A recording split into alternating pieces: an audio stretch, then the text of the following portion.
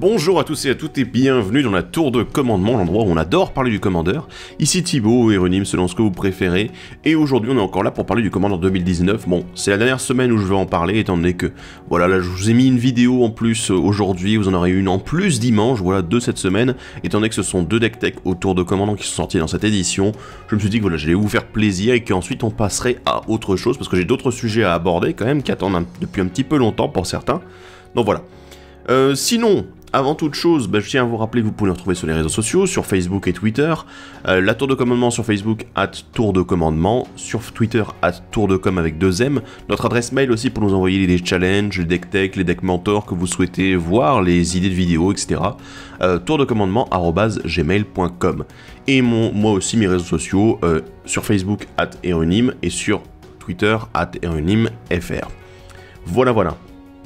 Avant toute chose, je tenais à préciser aussi autre chose, c'est que je suis désolé pour la dernière fois, je tiens à vous présenter mes excuses pour ça, parce que le dernier épisode, du coup celui qui parlait de la valeur des commandeurs 2019, par rapport aux anciens, je vous avoue que j'aurais dû mettre un peu plus de travail dessus, mais j'ai été un peu coupé en plein élan, j'ai malheureusement eu une urgence la semaine dernière qui a fait que mon planning a été un peu chamboulé, du coup j'ai dû faire le montage en 4ème vitesse, et l'uploader en 4ème vitesse aussi.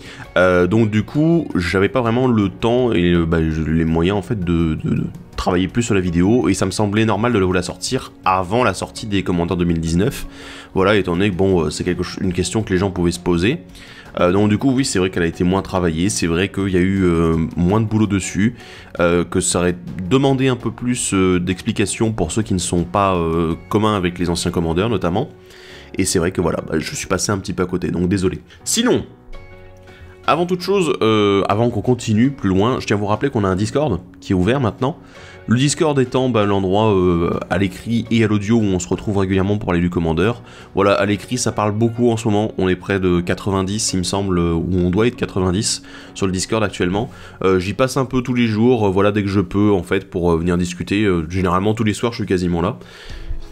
Et en plus, ce deck tech, ici, il a été un petit peu aidé par des membres du Discord, qui ont du coup donné leur avis pour certaines cartes, donc je vais les remercier tout de suite, puisque voilà, je ne sais plus exactement quelle carte ils m'avaient proposé, voilà, donc autant vous dire que c'était plutôt intéressant d'avoir également leur avis là-dessus. Avant de commencer à parler du commandant, on va aussi parler du budget ici. J'ai arrêté de mettre les prix des cartes à côté, enfin en dessous des cartes, tout simplement parce que je trouve ça un peu dépassé. Disons qu'au bout de 2 mois, la cote des cartes peut avoir changé, et du coup ça veut dire que les cotes ne seront valides que pendant une certaine période de temps. Voilà, il suffit qu'il y ait un déban, un unban, une réédition, ou d'un seul coup la carte qui est utilisée dans certains decks. Du coup ça fait que la cote elle fluctue, et je trouve ça pas très pertinent en fait de continuer à la garder si c'est pour faire en sorte que derrière elle soit obsolète au bout d'un moment. Donc voilà, tant pis. Et derrière c'est un deck qui n'est pas un deck budget, je tiens à vous le prévenir tout de suite. Voilà, donc on est parti quand même sur des grosses cartes. Le deck budget il arrivera dimanche, puisque ça va être un deck autour de Elsha. Et voilà, aujourd'hui on va parler de Atla Palani Marraine Deni, ou plutôt Veilleuse du Nid pour moi, qui coûte 4, dont un rouge, un vert et un blanc. C'est une créature légendaire humain et chaman, qui est une 2-3. Pour 2, vous l'engagez, créez un jeton de créature 0-1 verte œuf avec le défenseur, et à chaque fois qu'un œuf que vous contrôlez meurt, révélez les cartes du dessus de votre bibliothèque jusqu'à révéler une carte de créature. Mettez cette carte sur le champ de bataille et le reste au-dessous de votre bibliothèque dans un ordre aléatoire. Alors du coup, si on doit décortiquer un petit peu Atla Palani, décrire un petit peu ses différentes capacités, donc du coup c'est un commandant qui arrive à 4, donc ça va, c'était suffisamment tôt. Elle est 2-3, donc du coup elle n'a pas non plus une défense énorme. C'est une humaine et chaman, si jamais il y a des synergies disponibles, il y en a une disponible avec le chaman, on en parlera un peu plus tard. Donc on a d'un côté une capacité activée avec les 2 manas qui sont génériques, heureusement, et ça on va essayer d'en abuser un petit peu. Du coup qui demande qui demande en plus de s'engager, et ça risque d'être un petit problème. Ça veut dire qu'on peut pas faire plusieurs œufs durant un tour de table, ça va être hop je l'engage, du coup je fais un œuf. Mais justement, comme ce sont des jetons, on va essayer de voir s'il y a moyen de doubler ces jetons, et du coup j'ai pas mal de cartes à vous proposer à ce niveau là pour le doublage du nombre de jetons. Ensuite on a une capacité déclenchée, ça va être à chaque fois qu'un œuf que vous contrôlez meurt, donc du coup on a plusieurs choses. Capacité déclenchée, donc du coup on va essayer de la copier éventuellement, pourquoi pas. De l'autre côté, les œufs, donc du coup des types de créatures. On va essayer de se focaliser un petit peu là-dessus aussi. Et ensuite la mort. Donc du coup il faut qu'on ait déjà ces 3 conditions qui soient remplies. Donc on a une capacité déclenchée qui se déclenche uniquement avec les œufs. Donc du coup il faut se focaliser là-dessus. Et en plus du coup quand elle meurt. Donc du coup il faut trouver un moyen de tuer nos œufs. Alors après il y a l'aspect défensif, c'est-à-dire qu'un œuf avec Atlapalani sur le champ de bataille, ça veut dire que c'est une défense que les adversaires ne voudront pas tellement aller taper dedans.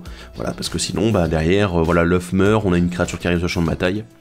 Sachant que la créature, bon du coup c'est l'autre paramètre à prendre en compte, c'est que c'est révélé du dessus de la bibliothèque jusqu'à révéler une carte de créature, vous n'allez pas choisir la créature, sauf si vous avez moyen de contrôler le dessus de la bibliothèque. Donc ça encore une fois, ça va être un autre moyen de gérer cette capacité.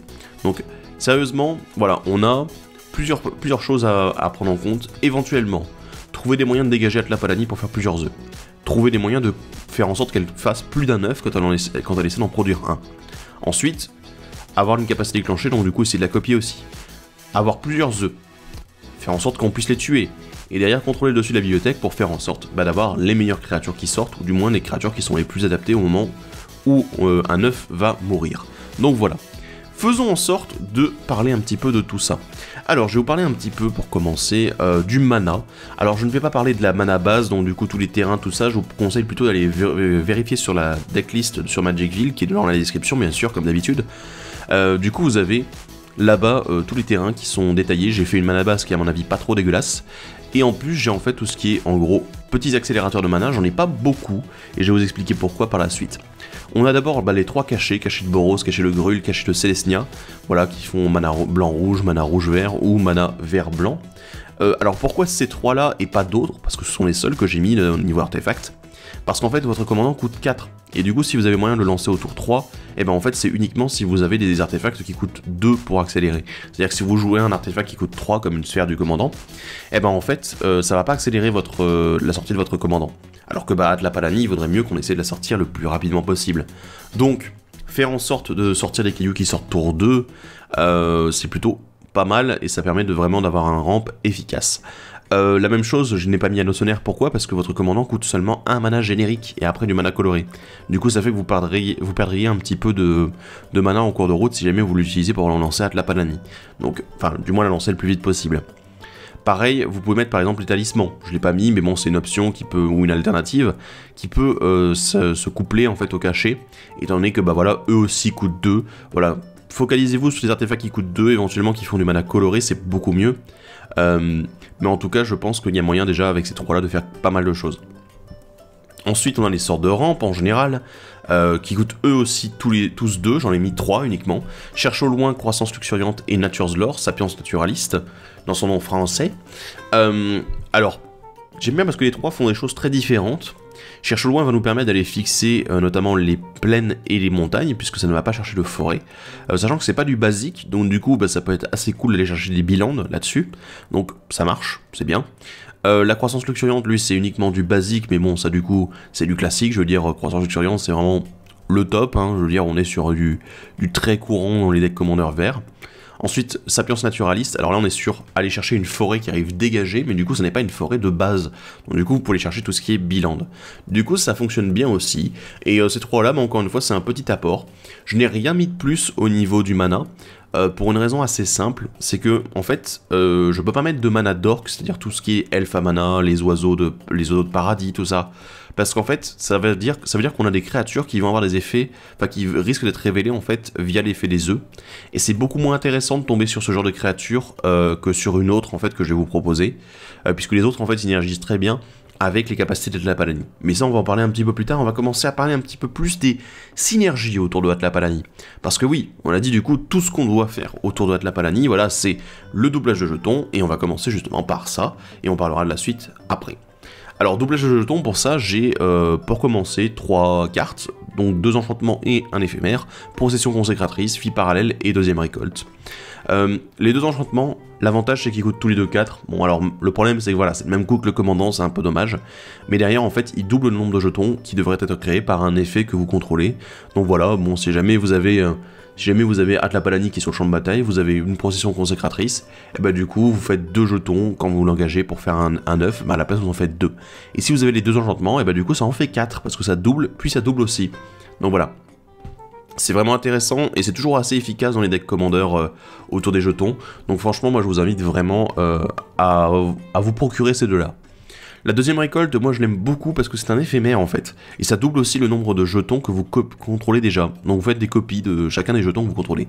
C'est plutôt bien, c'est pas cher aussi, c'est à 4 mana. Et surtout ça vous permet de répondre à une phase d'attaque peut-être un petit peu bourrine de la part de l'adversaire. S'ils ont beaucoup de créatures, beaucoup plus que vous, bah du coup vous pouvez par exemple copier, faire au lieu avec vos 3 œufs, finalement vous en avez 6. Et du coup vous pouvez bloquer beaucoup plus de créatures et déclencher beaucoup plus d'effets. C'est intéressant et très efficace. Ça peut vraiment faire la grosse différence en fait sur un moment décisif de la partie, et ça peut vraiment vous permettre d'utiliser votre commandant et votre stratégie jeton à fond. Ensuite, les deux plus gros enchantements qui me restent dans la copie des jetons, c'est Saison de dédoublement et Vigueur primordiale.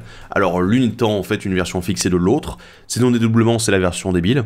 C'est-à-dire que voilà, vous avez le doublage de jetons, le doublage aussi au niveau des marqueurs qui sont mis sur les permanents que vous contrôlez. Mais ça, on n'a pas tellement l'utilité au niveau des marqueurs. Donc voilà, pourquoi pas. La vigueur primordiale, elle en fait, c'est uniquement les jetons et les marqueurs +1/+1, mais par contre c'est symétrique, c'est-à-dire que les adversaires en bénéficient aussi.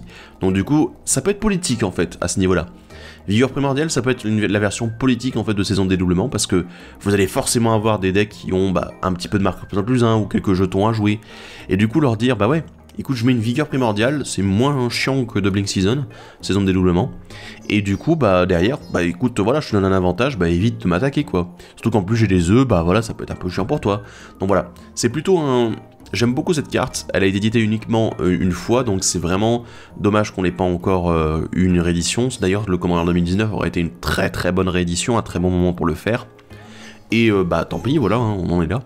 Mais franchement, je pense que ça vaut vraiment le coup dans ce deck, étant donné qu'il y a le côté politique derrière qui peut jouer, puisque, voilà, symétrique, c'est toujours intéressant. Ensuite, on va passer aux effets de copie pour les capacités activées et déclenchées, parce que voilà, capacité activée d'un côté avec Atlapalani, puis ensuite on a la capacité déclenchée à la mort des œufs. Bon, alors voilà, on va essayer quand même aussi d'avoir d'autres moyens de doubler ces œufs, ou de doubler au moins les effets qu'ils ont sur la partie. Donc pour ça, 3 cartes. Il y en a 3 uniquement. Anneau d'éclairâtre, bracelet illusionniste et résonateur strionique. Anneau d'éclairâtre et bracelet illusionniste sont 2 artefacts, un normal et un équipement, qui vont nous permettre de copier les capacités activées.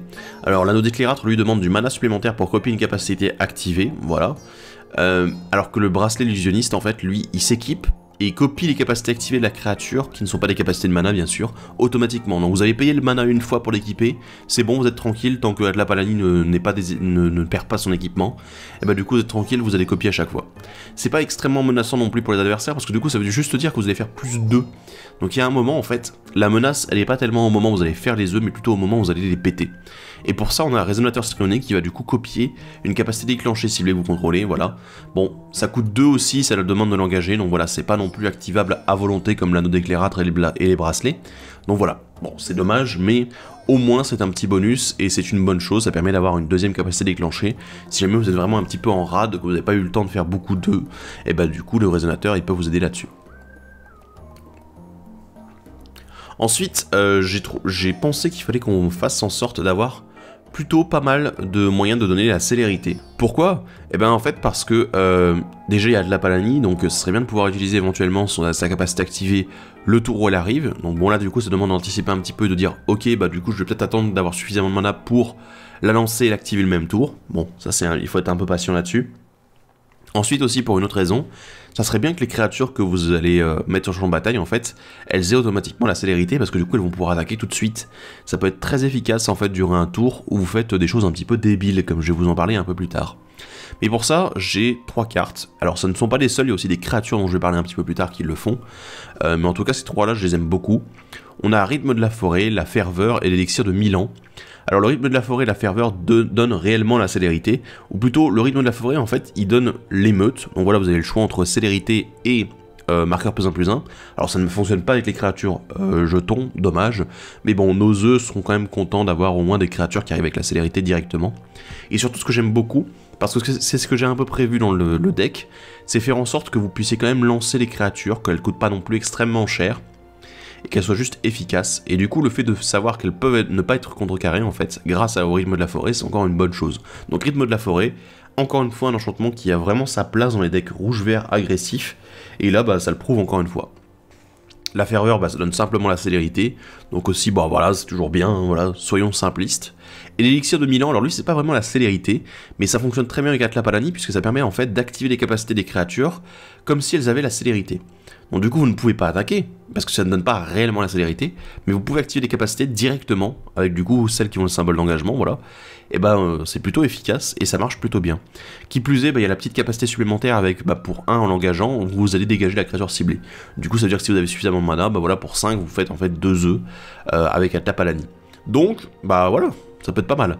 Donc moi j'aime beaucoup, les 3 coups de 3 en plus, donc du coup ça veut dire qu'il rentre pas non plus, enfin voilà, il bloque pas non plus le coup de mana de votre commandant. Donc, encore une fois un très bon choix. Continuons ensuite avec les moyens de contrôler le dessus de la bibliothèque. Et là j'en ai 6 en fait. J'ai 2 artefacts, 2 enchantements et 2 éphémères.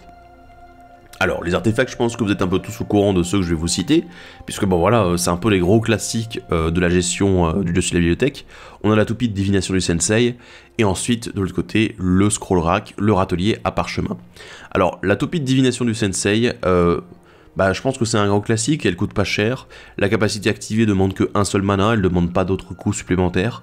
Voilà, bon, ça permet de trier uniquement les 3 cartes dessus de la bibliothèque, et c'est plutôt efficace, comme d'habitude, dans tous les decks qui contrôlent le dessus de la bibliothèque, donc là on est content. Le scroll rack, lui, je l'aime beaucoup parce qu'en fait, c'est un peu, c'est toujours un moyen en fait de faire en sorte que les cartes que vous avez dans votre main, ce ne soient pas des cartes mortes. Imaginons que vous avez pioché, je sais pas, l'une des plus grosses cartes du deck qui coûte 9 ou 10 mana, voilà, imaginons, hein, ou même 15 mana parce que c'est des gros tarés que vous avez mis des grosses cartes, mais disons que il permet de remettre les cartes de votre main au-dessus de la bibliothèque dans l'ordre de votre choix. Donc du coup, ce qui fait que vous pouvez très bien, voilà, du coup vous piochez également les cartes avant, quoi. Donc du coup vous piochez les cartes, vous exilez, enfin bon, vous avez compris, si vous avez lu la carte, si vous connaissez, si je vous en ai déjà parlé, il me semble que j'en ai déjà parlé d'ailleurs, et bah du coup ça permet vraiment de filtrer le dessus de la bibliothèque, mais en plus ça a votre énorme avantage que, bah en fait ça peut vraiment remettre les bonnes cartes de votre main au-dessus de votre bibliothèque pour cheater le coup de mana derrière.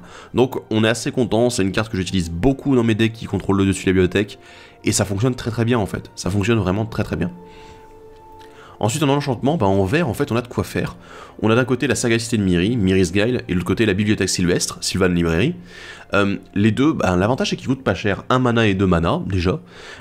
Sagacité de Miri en fait va vous permettre au début de notre entretien de regarder les 3 cartes dessus de votre bibliothèque et de les mettre dans l'ordre de votre choix.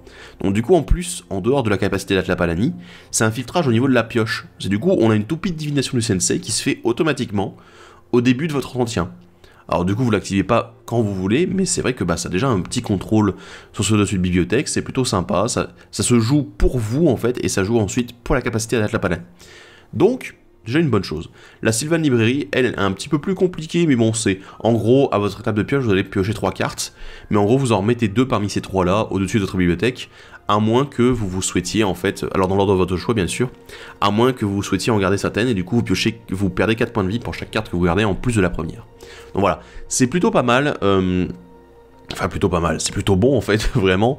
Cette bibliothèque sylvestre, franchement, je l'ai joué dans beaucoup de decks verts, quasiment systématiquement, parce que bah, c'est sûr que pouvoir contrôler le dessus de la bibliothèque, pouvoir en plus piocher des cartes supplémentaires, ça a toujours été un bon élément. Donc, bah, ici, il a encore une fois sa place, puisque bah, du coup, toujours le contrôle du dessus de la bibliothèque, pour 2 mana en plus, c'est pas cher.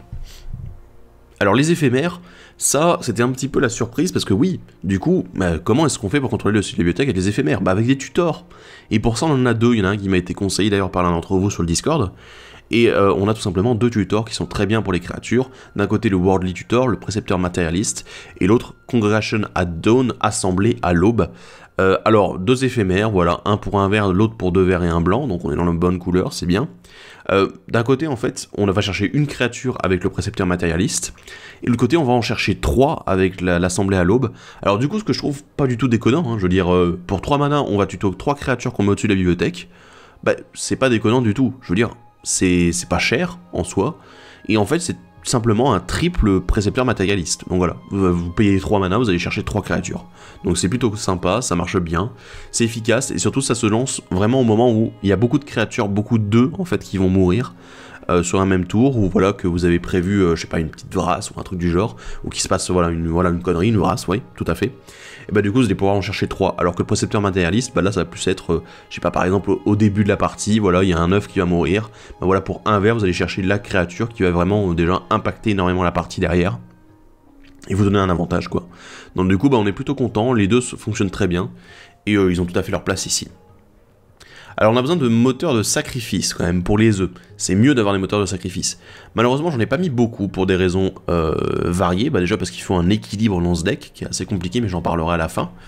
En gros, on va commencer avec le classique, voilà. On va commencer avec Pince-Crâne. Voilà, Pince-Crâne, voilà, ça fait piocher. L'avantage c'est que si vous avez pu contrôler le dessus de la bibliothèque, imaginons avec Sagacité de Myri ou Bibliothèque Sylvestre, et que vous savez que les deux cartes dessus de la bibliothèque ne sont pas terribles, et du coup vous pouvez en fait ordonner l'ordre, enfin changer l'ordre en fait dans lequel les capacités vont se déclencher, c'est-à-dire bah, d'un côté est-ce que je pioche avant ou est-ce que je vais chercher la créature avant, et ça c'est très efficace. Donc du coup Pince-Crâne, encore une fois une très bonne inclusion, sachant qu'en plus nos créatures sont des 0-1 donc on en profite. Ensuite on a Greater Good et Chute Considérable, que je vais mettre dans la même catégorie, parce qu'en fait ils demandent tous les deux à sacrifier une créature pour piocher autant que leur force. Le problème c'est que Greater Good demande aussi de défausser 3 cartes derrière. Donc du coup c'est pas un sacrifice pour les œufs ici, c'est plutôt un sacrifice pour les grosses bêtes que les adversaires voudraient gérer. Donc du coup voilà, je pense qu'on peut se dire que voilà, c'est un moteur à sacrifice en cas de problème plus tard dans la partie. De l'autre côté, Chute Considérable, bah c'est pareil, les œufs, bah, on n'en tire pas une grosse value. Donc voilà, c'est uniquement un éphémère ici, il a été réédité en plus dans ce Commander 2019, donc profitez-en. Et du coup, bah, c'est quand même une très bonne carte pour aussi permettre de répondre aux gestions qui sont faites sur vos créatures, vos plus grosses bêtes, parce que je pense pas que les adversaires veuillent gérer les petits œufs. Donc voilà, profitons-en avec la Chute Considérable. De l'autre côté, on a ensuite quelque chose qui fonctionne très bien, enfin deux cartes qui fonctionnent très bien avec les œufs. On a Ordre Naturel, Natural Order, et de l'autre côté, Martyr de la Cause. Alors non pas la créature, mais en fait l'enchantement, qui date de Urza's Legacy. Donc, alors déjà, Ordre Naturel, très bon choix, parce que bah, il demande de sacrifier une créature verte. En plus, bah, du coup c'est bien, parce que les œufs, ils sont verts. Donc super. Et en plus, ça va chercher une créature verte que ça met en jeu. C'est extrêmement fort, c'est banni dans plusieurs formats, et pas en multi, j'étais persuadé que c'était le cas, mais non. Donc du coup, bah, on en profite, et voilà, on le joue. De l'autre côté, Martyr de la Cause, c'est très bien parce que ça demande de sacrifier une créature pour prévenir les blessures qui vont être infligées à une créature ou à un joueur par une source ciblée. Donc, bah écoutez, voilà, je pense qu'à un moment, c'est quand même un très très bon choix. Ça coûte pas cher, c'est plutôt efficace parce que du coup, bah, vous pouvez très bien bloquer une créature avec l'un de vos œufs et ensuite le sacrifier pour dire derrière, bah toi tu infliges pas de blessures. Et du coup, vous avez prévenu en gros les blessures infligées par deux créatures en question. Donc c'est très efficace, ça marche bien. Et je pense vraiment que voilà, c'est une carte qui avait tout à fait sa place ici, qui ne coûte pas cher en plus. Donc profitez-en, voilà, c'est un bon choix dans ce deck. Alors, on va devoir parler un petit peu, on est toujours sur les sacrifices, mais on va devoir parler de 3 cartes qui font du coup des synergies infinies, enfin du moins, il y en a 2 d'entre eux surtout qui font une synergie infinie, la troisième peut être une option. On a Hôtel Phyrexian, Hôtel d'Ashnod et le Bâton de Mort d'Épine. Alors du coup, Hôtel Phyrexian, vous connaissez probablement, vous sacrifiez une créature pour faire un mana coloré. Hôtel d'Ashnod, vous sacrifiez une créature pour faire 2 mana incolores. Et le Bâton de Mort d'Épine, bah ça c'est un petit peu voilà, le truc dont je dois parler. Alors l'avantage de l'Hôtel d'Ashnod ici, c'est un petit peu la carte centrale, c'est celle qui va déterminer un peu cette synergie infinie, ou combo infini selon ce que vous avez sur le champ de bataille. Mais en gros, comment dire, l'avantage c'est que vous faites 2 mana en sacrifiant une créature. L'avantage c'est que derrière, Atlapalani demande 2 mana génériques et non pas colorés pour faire un 9. Donc du coup techniquement vous sacrifiez un 9, vous engagez Atlapalani avec les 2 manas que vous venez de faire, et du coup vous allez refaire un 9. Alors du coup c'est dommage parce que vous pouvez produire des œufs comme ça, vous avez le mana suffisant pour produire des œufs, mais il vous faut un moyen d'étape Atlapalani. Et c'est là où en fait le Bâton de Mort d'Épine rentre en compte. C'est un artefact tribal chaman équipement, qui en fait coûte uniquement 2 mana, il est pas cher, mais un équipement de 4. Alors oui ça pique un peu mais je vais vous expliquer pourquoi est-ce que c'est réellement intéressant. La créature équipée en fait elle gagne 2 capacités. La première pour 2, et en l'engageant, elle inflige une blessure à une cible, créature ou joueur. Bon voilà, ça peut permettre de péter un 9, mais bah du coup derrière ça fait que derrière voilà, Atlapalani s'est engagé pour péter un 9. Mais elle a une deuxième capacité, à chaque fois qu'une créature est mise dans un cimetière depuis le jeu, dégager la créature qui est équipée. Et du coup, ce qui est génial en fait, c'est que les œufs passent forcément par le cimetière. Les jetons en fait vont être mis au cimetière, et une fois qu'ils touchent au cimetière, ils sont automatiquement exilés par les règles. Donc du coup, techniquement, ils meurent, et ils sont mis au cimetière. Donc, un œuf qui va mourir va permettre à Atlapalani de se dégager. Et surtout le petit bonus, à chaque fois qu'une créature chamane arrive en jeu, vous pouvez lui attacher automatiquement le bâton de mort d'épine, sans payer son coût d'équipement. Atlapalani est une humaine et chamane. Et du coup, bah, ça fonctionne en fait. Je veux dire, voilà, vous posez ça pour tour 2, voilà, imaginons, tour 2 ou tour 3. Atlapalani arrive sur le champ de bataille, elle a automatiquement le bâton de mort d'épine, et puis bah, voilà, il n'y a plus qu'à faire en sorte qu'elle puisse derrière arriver éventuellement avec la célérité, tout ça. Donc du coup, ça demande peut-être un petit build-up, c'est-à-dire qu'il faudrait avoir la célérité, avoir du mana supplémentaire, voilà, donc faire en sorte que voilà, vous ayez mis une ferveur, voilà, par exemple, tour 2, bâton de mort d'épine, tour 3, ferveur ou rythme de la forêt. Ensuite, au tour 4, vous ne jouez rien, vous jouez un autre truc, je sais pas, par exemple, à une saison de dédoublement, pourquoi pas. Non, pas saison de dédoublement, procession consécratrice ou vie parallèle, hop. Tour 5, bah du coup vous jouez saison de dédoublement, voilà, imaginons. Et ensuite, au tour 6, vous jouez bâton de mort d'épine. Ou alors vous avez pu mettre l'hôtel d'Ashnod, voilà, enfin bon, un truc du genre. Entre temps, donc voilà. Et l'avantage en fait, c'est que du coup vous êtes en synergie infinie. Parce que vous allez payer 2 mana, faire un œuf, sacrifier l'œuf pour faire 2 mana, ce qui va du coup détaper la créature, enfin détaper Atlapalani qui a le bâton de mort d'épine sur elle. Du coup vous avez les 2 mana pour engager à nouveau Atlapalani et refaire un œuf. Du coup vous sacrifiez à nouveau l'œuf pour faire 2 mana, et du coup à chaque fois vous allez pouvoir aller chercher une créature. Donc vous avez moyen en fait avec ces 2 cartes là, et avec Atlapalani, si la synergie passe et en fait que personne ne vous a contrecarré, enfin ou vous a détruit un artefact, vous avez moyen en fait d'avoir une synergie infinie qui vous ramène toutes les créatures sur le champ de bataille. Et si vous avez la célérité, et ben du coup vous avez moyen de win sur ce tour là, si jamais voilà vraiment vous avez toutes les créatures qui sortent dans le bon ordre aussi, parce qu'il y en a une qui est plus efficace si elle arrive en dernier, et une autre qui est plus efficace si elle arrive en premier, donc voilà, ça je vais vous en parler un peu plus tard. Et alors l'hôtel Phyrexian, pourquoi est-ce que je le mets aussi dans cette synergie infinie? Bah en fait parce qu'il nous faut juste une carte de plus pour faire en sorte que ça fonctionne pareil. Il nous faut en fait tout simplement un doubleur de jetons. Donc, étant donné que je vous en ai mis 4 dans le deck qui sont en enchantement, ça peut fonctionner aussi, voilà. Donc du coup, bah, le doubleur de jetons, plutôt efficace, sachant en plus que du coup vous avez 2 effets de mort à chaque fois, et non pas un seul, donc du coup c'est peut-être encore plus efficace que ce qu'il y paraît, donc voilà, on est assez content aussi là-dessus. Alors pour aller chercher ces artefacts là qui nous font du coup cette synergie infinie, je vous ai mis en plus, voilà on est toujours dans la catégorie synergie, voilà, mais j'ai encore d'autres choses là à vous parler, mais j'ai mis des tutors, voilà, j'en ai mis 3, j'ai mis la préceptrice éclairée, le don du forge acier et l'ouvrer l'armurerie. Alors préceptrice éclairée, toujours un bon choix puisque ça va chercher artefact ou enchantement, donc du coup vous pouvez aussi aller chercher vos doubleurs de jetons, l'enchantement qui va donner la célérité, etc. Donc c'est très flexible, c'est très bien. Le don du forge acier et ouvrir l'armurerie vont nous chercher chacun un équipement, donc du coup bah, ça peut être le bâton noir d'épine, mais ça peut être aussi des équipements de protection dont on va parler un petit peu plus tard. Autre carte synergique avec la mort des œufs en fait, mais aussi avec la mort de vos créatures qui ne sont pas des œufs surtout. 2 cartes qui ont le changelin, ou plutôt qui donnent le changelin d'une certaine façon. Bouclier de Vélisvel et Griffe volatile. Alors bon, bouclier de Vélisvel j'aime beaucoup parce que c'est un éphémère pour 1 blanc, qui donne en fait +0, +1 et tous les types de créatures à toutes vos créatures. Donc voilà, jusqu'à la fin du tour, c'est très efficace, c'est en plus que pour 1 blanc, donc c'est aussi un moyen de protection en fait, qui fait que bah, du coup si vos créatures, vos grosses bêtes qui viennent d'arriver sur le champ de bataille grâce à vos œufs sont gérées, et bah derrière vous avez moyen de dire ah bah non écoute elles sont pas gérées, voilà une petite vrasse et boum bah en fait c'est aussi des œufs. Sachant que si jamais Atlapalani meurt en même temps que les œufs, elle voit les œufs mourir, donc du coup la capacité se déclenche aussi. Donc du coup il faut compter que voilà, à chaque fois les capacités vont se déclencher malgré tout. L'autre griffe volatile est plus agressif, c'est +2, +0 et tous les types de créatures à toutes vos créatures. Donc c'est une carte de Horizon du Moderne que j'ai trouvé très efficace mine de rien, et très intéressante, et voilà pour ça elle se retrouve dans cette liste. On va parler un petit peu créatures parce que je pense que vous allez vous baver un petit peu d'impatience à l'idée de voir quelles grosses bêtes j'ai pu mettre. Eh ben calmez-vous tout de suite en fait parce que j'ai pas mis d'extrêmes grosses bêtes. J'ai mis des bêtes qui synergisent bien avec Atlapalani. Alors après c'est ma sélection. Je vais vous expliquer à chaque fois pourquoi est-ce que je les ai prises.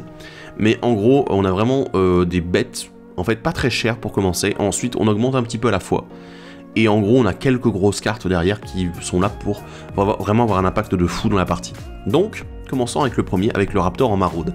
Alors l'avantage c'est que lui en fait il diminue le coût de vos créatures, donc du coup si vous voulez jouer les grosses bêtes que vous avez, bah vous pourrez parce qu'il va faire une réduction de coût.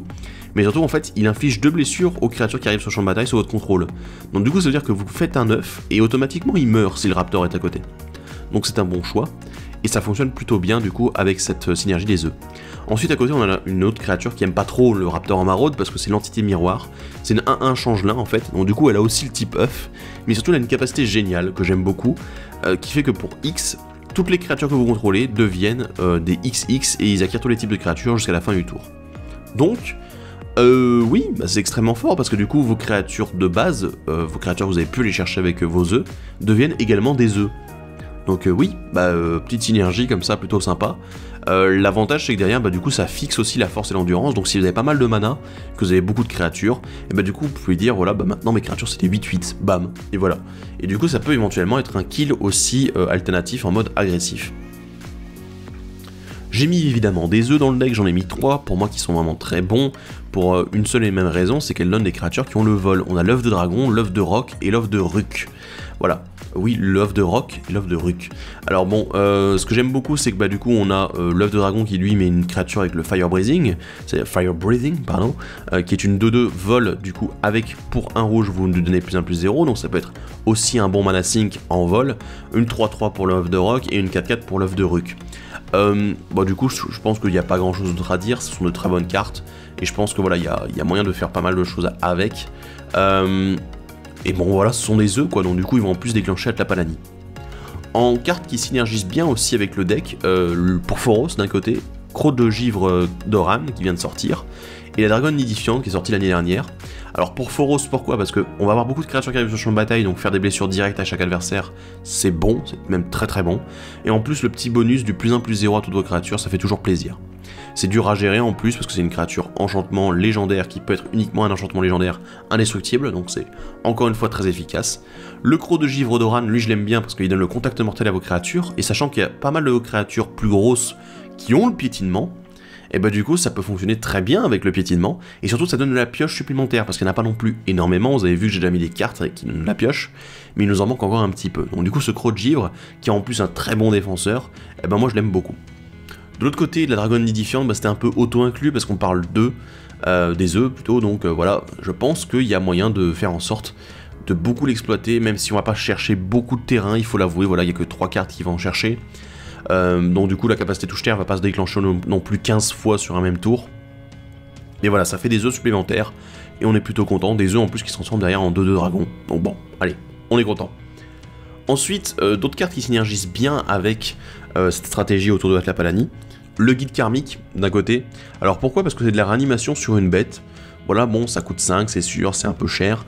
Il y a le coup d'écho derrière qui fait que, bah voilà, vous pouvez malheureusement la perdre à l'entretien suivant. Mais bon, on est là plus pour l'effet d'arriver sur le champ de bataille, avec le fait de renvoyer une créature depuis votre cimetière sur le champ de bataille directement. Ce qui peut être très bien si l'une de vos grosses bêtes s'est déjà fait gérer. C'est dommage, mais voilà, donc, du coup il faut avoir une solution. La muselée des graines, bah c'est... Voilà, c'est une réédition de cette année, auto-inclus je trouve dans ce deck, parce que pouvoir faire un 9 à tour de chaque joueur, ça semble plutôt intéressant. Donc encore une fois, très bonne utilitaire. Samut, voix de la sédition, encore une créature qui donne la célérité, donc plutôt efficace. Qui plus est, voilà, bon, bah, ça reste un bon body, hein, double initiative et vigilance. En plus, bon, le flash, si vous devez la lancer normalement. Et surtout, ce que j'aime bien, c'est le fait qu'elle dégage aussi une autre créature ciblée, comme l'élixir de 1000 ans. Donc du coup, voilà, c'est un élixir de 1000 ans sur une bête, finalement. Et là-dessus, bah, j'aime beaucoup, parce que Atlapalani, elle sera contente de pouvoir avoir ce genre de bonus, et ce genre de capacité en plus. On a Urabrask aussi, le secret. C'est la dernière créature qui donne la célérité en fait à toutes vos créatures ici. Et je l'aime beaucoup, alors parce que je n'ai pas mis les autres Praetors, je n'ai pas mis Eleschnern, je n'ai pas mis Vorinclex. Pourquoi? Parce que Eleschnern en fait le problème c'est qu'elle booste aussi vos œufs, donc du coup ça donne des 2-3. Et comme les créatures adverses gagnent -2/-2, bah ça peut être un peu gênant aussi, donc vos œufs ne vont pas forcément mourir. Surtout si c'est la première à arriver en fait, ça va être... bah ouais, bah écoute, c'est dommage, voilà. Et puis je trouve qu'elle est un peu trop forte et elle a la tendance à attirer énormément de haine très rapidement, tout comme son copain Vorinclex. Parce que bon voilà, bah, faire du mana supplémentaire c'est bien, mais on n'a pas réellement beaucoup d'utilité en fait ici, à moins de vouloir lancer les sorts normalement. Mais du coup, bah, si vous les avez qui arrivent sur le champ de bataille, c'est généralement que Atlapalani est là en fait. Donc bon. Hurabras, que le secret, en fait, l'avantage c'est qu'il donne la célérité, mais surtout en fait il fait que les créatures adverses arrivent sur le champ de bataille engagées. Ce qui fait que du coup si vous avez pas mal de grosses créatures qui arrivent sur le champ de bataille, les défenses adverses ne peuvent pas être mises en 4ème vitesse, c'est-à-dire que les adversaires ne peuvent pas dire « Ah bah tiens, je dois reposer des bêtes pour pouvoir me défendre ». Non, parce que du coup elles arrivent engagées, donc du coup il faut défendre avec les bêtes qui existent déjà à ce moment-là. Et c'est très efficace, parce que derrière, en fait, c'est une chose que j'aime beaucoup, c'est que comme votre deck va être assez agressif, les adversaires en fait vont devoir tous passer en mode défensif et ne plus vous bourrer non plus. Donc voilà, très efficace quoi. Ensuite, parlons un peu plus des grosses bêtes. Alors ça, c'est les bêtes qui ont vraiment plus un énorme impact quand elles arrivent, ou du moins avec leur effet. On a Aurélia, la meneuse de guerre, Gisela, l'âme d'ennui, et l'avatar du soleil verdoyant. Alors, Aurélia, bon voilà, l'avantage c'est qu'elle a la célérité sur elle-même, mais surtout en fait, elle fait des phases de combat supplémentaires quand elle attaque. Donc, c'est plutôt efficace, surtout vu les autres cartes dont on va parler ensuite pour la fin de notre courbe de mana. Gisela, doubler les blessures qui sont infligées aux adversaires, enfin, par n'importe quelle source en plus, donc du coup, même vos adversaires peuvent se bourrer entre eux. Et diminuer par 2 celles que vous recevez, ça me semble très efficace, mine de rien. Donc ça, on adore. Et surtout, en fait, ça n'empêche pas vos œufs d'être détruits, parce que, voilà, au minimum, en fait, vos adversaires, voilà, ils auront infligé une blessure à vos œufs, donc voilà, ça passe toujours. De l'autre côté, l'avatar du soleil verdoyant, lui, c'est plus un mode défense. C'est qu'il faut un moment qu'on puisse gagner des points de vie, parce qu'avec un commandant comme Atlapalani, avec un deck qui tourne beaucoup autour, c'est sûr que vos adversaires vont se dire, bah ouais, il va jouer des grosses bêtes, peut-être même que des grosses bêtes, des énormes bêtes, voilà, les plus menaçantes. Et du coup, gagner des points de vie avec l'arrivée en jeu de vos créatures, c'est toujours efficace, et ça fait toujours du bien.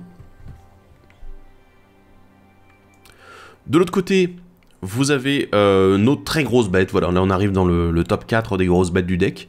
J'en ai déjà 3 qui sont très efficaces, et on va garder la dernière pour la fin.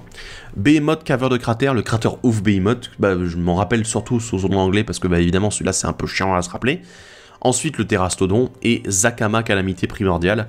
Alors, bon, on va faire dans l'ordre, hein. Behemoth, caveur de cratère, très bien, en fait c'est la dernière créature qui arrive sur le champ de bataille.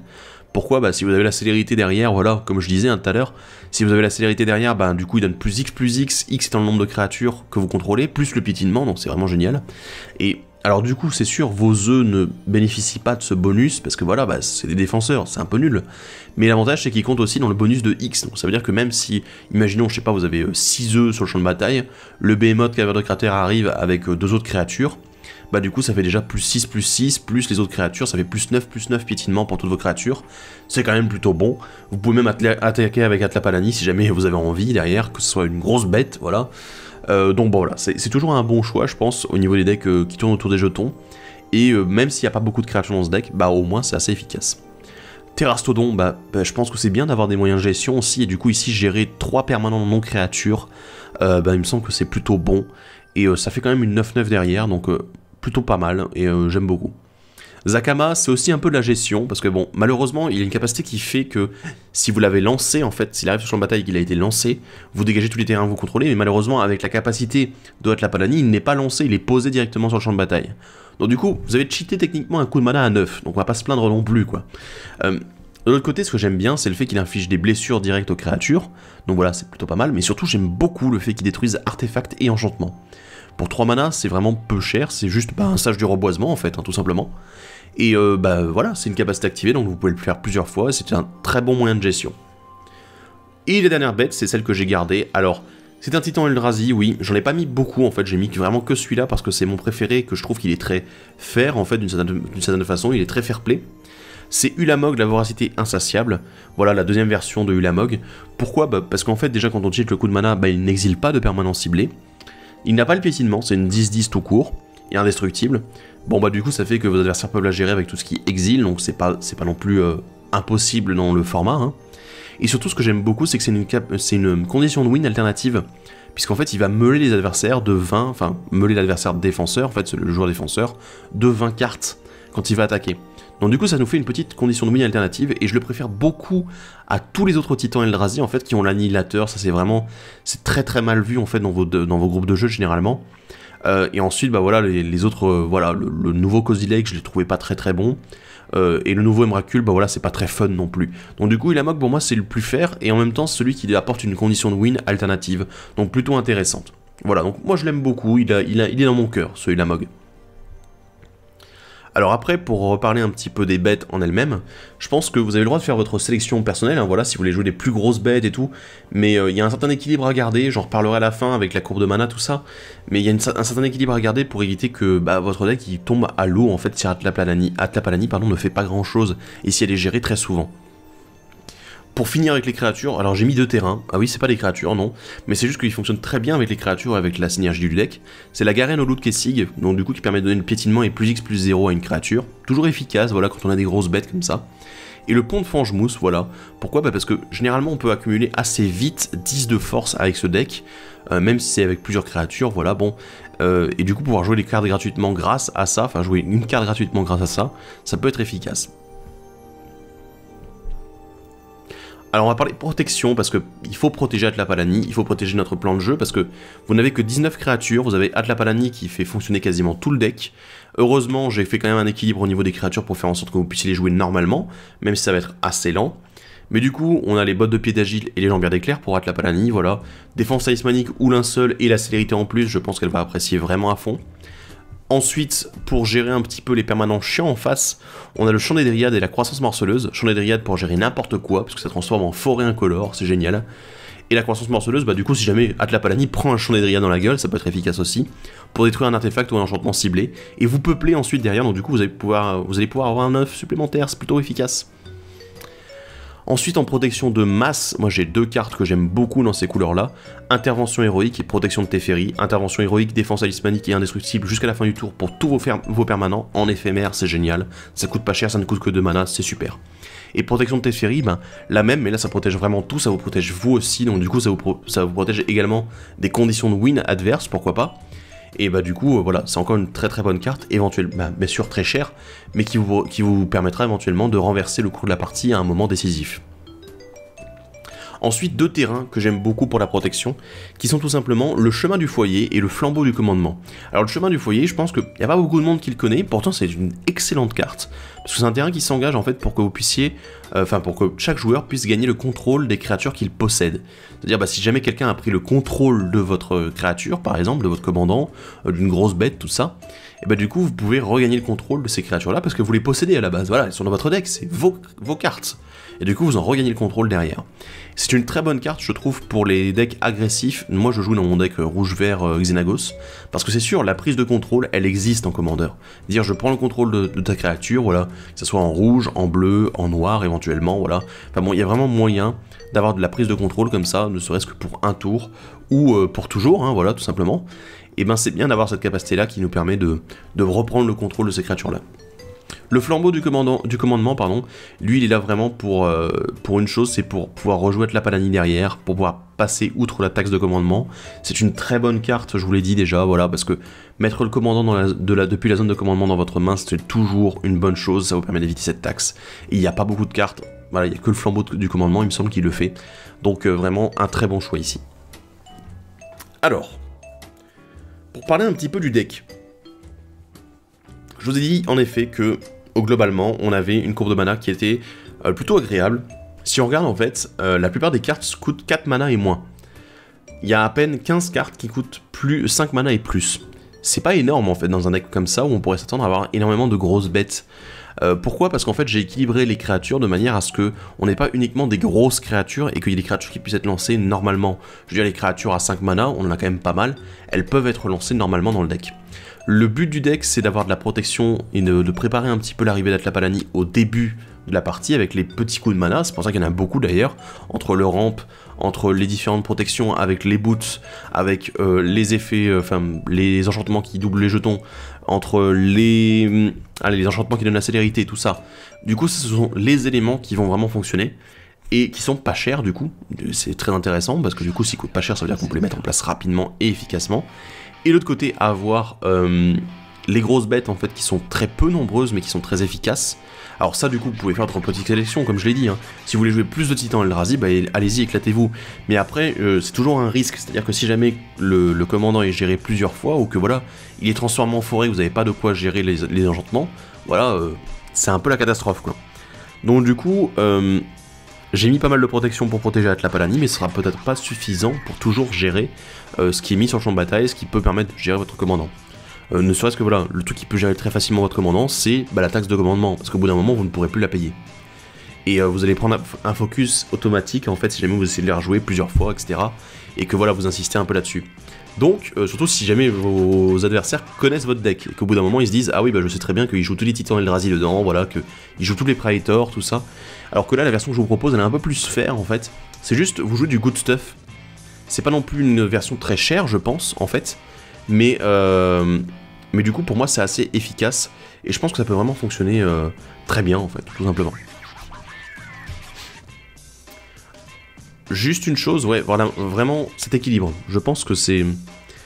L'équilibre est au centre du deck. L'équilibre entre les synergies avec Atlapalani, les créatures que vous allez devoir ramener, la protection pour Atlapalani, les effets de rampe un petit peu, voilà. Je veux dire, c'est quelque chose qui m'a beaucoup travaillé, en fait. Ça a été vraiment cette logique autour de... Il faut qu'on arrive à trouver un équilibre, que le deck soit pas trop... comment dire, qu'il attire pas trop la haine sur nous, mais en même temps qu'il soit très efficace quand on en a besoin. Donc du coup voilà, on a synergie infinie, on a des très bonnes créatures, vous avez certainement d'autres créatures en tête qui pourraient fonctionner, je vous invite à pourquoi pas les mettre dans la description, enfin dans les commentaires de la vidéo. En tout cas, pour moi je pense que c'est un deck qui peut vraiment bien tourner, et je vous demanderai juste, voilà, si jamais vous avez des suggestions, voilà, mettez-les en commentaire, c'est toujours un bon choix. Faites juste attention, ne vous dites pas je vais mettre que 2 ou 3 créatures, parce qu'il y en a qui me l'ont dit dans les commentaires sur les vidéos, ou qui m'ont proposé, qui m'ont dit ouais mais juste 2 ou 3 créatures, Ulamog et puis Colosse de Pestacier, c'est pas un bon choix.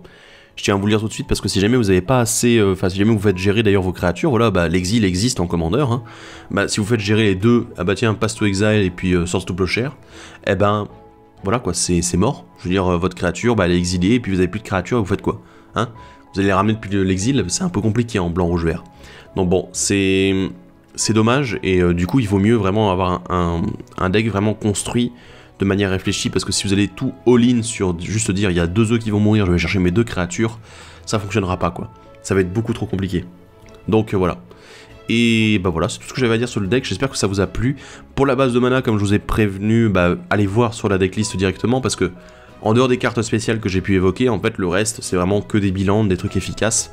J'ai aussi mis les Scrylands dedans, voilà, les différents temples. Pourquoi? Parce que du coup contrôler encore une fois le dessus de la bibliothèque avec un de vos terrains, ça peut être efficace avec vos œufs. Donc c'est un petit bonus supplémentaire. Mais je pense que là j'ai fait une base de mana qui est pas dégueulasse du tout et que vous apprécierez, je l'espère. Sinon, voilà, on va se dire au revoir ici, hein, parce que voilà. Le prochain deck tech, ça sera du coup, enfin la prochaine vidéo et le prochain deck tech, ça sera Elcha. Je vais faire un petit deck. Alors là, c'est vraiment un deck budget. C'est un deck nouveau joueur, c'est-à-dire je vais m'orienter sur les cartes de ces dernières années. Et on va voir ce qu'on peut faire avec des cartes aussi pas chères que du coup vous pouvez acheter facilement sur Card Market. Et j'espère que vous apprécierez aussi ce deck tech là. Et voilà, je vous dis à la prochaine et puis salut à tous, bye bye.